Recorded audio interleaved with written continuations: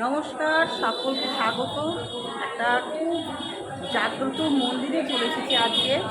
আমার বান্ধবীর বাড়ি পান্ডোয়া, সেই পান্ডোয়ার কাছেই বান্ধবীর বাড়ির নিকটে বলেই আসা হলো। খুব জাগ্রত মা, দেখাবো চলো মায়ের মূর্তিটা। এক একটা মন্দিরের মহিমা থাকে, এ মন্দিরেরও মহিমা আছে। জাগ্রত ঠাকুর সকলে বিশ্বাস করে, তাই এসে দেখছি প্রচুর মানুষের সমাগম। শুধু মানুষ এসে পুজো দিচ্ছে তা না, তার সঙ্গে এখানে বিয়ে হচ্ছে। দুটো বিয়ের গ্রুপ আছে দেখলাম। একটা বিয়ে তো হয়ে গেল, চলে গেল, আবার আরেকটা হচ্ছে। কত লোক এসেছে দেখো। পাশে মানতের জায়গাটা কত সুন্দর ঝলমল করছে, প্রচুর মানব, প্রচুর।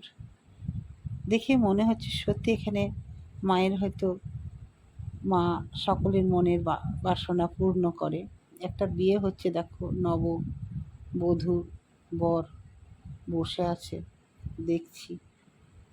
এই যে বিয়ে হলো, অনেক বরযাত্রী এসেছে, বাইরে অনেক গাড়ি দাঁড়িয়ে আছে।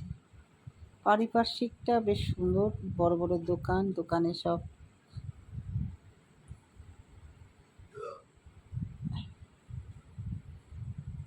পুজোর সামগ্রী বিক্রি হচ্ছে।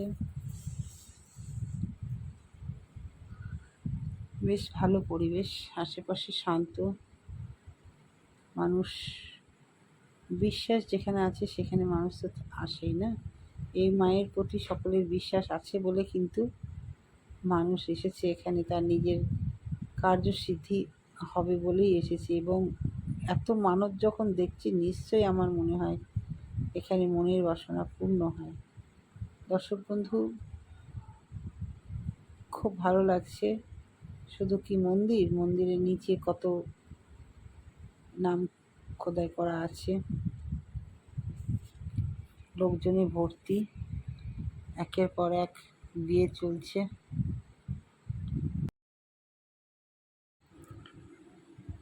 মন্দিরের আশেপাশটা খুব সুন্দর, বসার জায়গা আছে দেখো, বড় বড় গাছ, বেশ সুন্দর পরিবেশ। এক একটা জায়গায় এক এক রকম।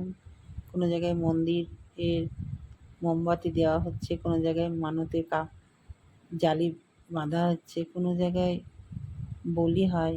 এক একটা জায়গায় একরকম। অনেকগুলো কুকুর চারপাশে ঘুরছে। আমি দেখেছি মা কালীর মন্দিরে কুকুর ঘোরে, এটা আমি তারাপীঠেও দেখেছি, এখানেও দেখলাম কয়েকটা কুকুর ঘুরছে। মার মন্দিরে বারে বারে ফিরে আসছি, দেখছি মাকে, খুব জাগ্রত, খুব ভালো লাগলো। বেশ শান্তি লাগে মন্দিরে আসলে, একটু মনটা শান্ত হয়। আর গোবিন্দ, মা কালী এগুলো নিয়েই তো আমি থাকি। আমার কাছে সবসময় একটা মায়ের ছবি থাকেই, আমার খুব কাছের বন্ধু মা দিয়েছে, সেই মায়ে আমার কাছে থাকে। চলছে বিয়েবাড়ির এইখানে নতুন বউকে বরণ চলছে, মিষ্টি খাওয়া খাই। অনেকদিন পর মন্দিরের বিয়ে দেখলাম। মন্দিরেও খুব সুন্দর মালা বদন করে, সিঁদুর দান করে বিয়ে হয়, সেটা দেখলাম। অনেক লোকজন এসেছে, বেশ জমজমাট মন্দির,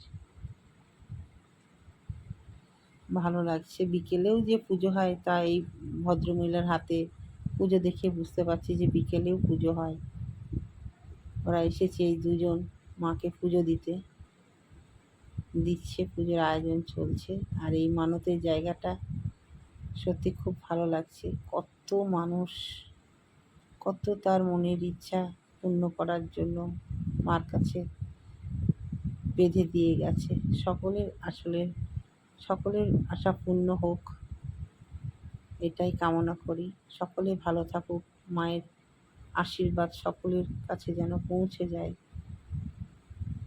দেখো মোমবাতি জ্বলছে, সন্ধ্যা হয়ে এসেছে, আস্তে আস্তে মোমবাতি জ্বলছে। সবুজ গাছপালা থেকে শুরু করে যত রকম একটা পরিবেশে মায়ের মন্দিরের আশেপাশে হয়, এখানে আছে। ভীষণই ভালো লাগছে। হইচই, নানা মানুষের সমাগম।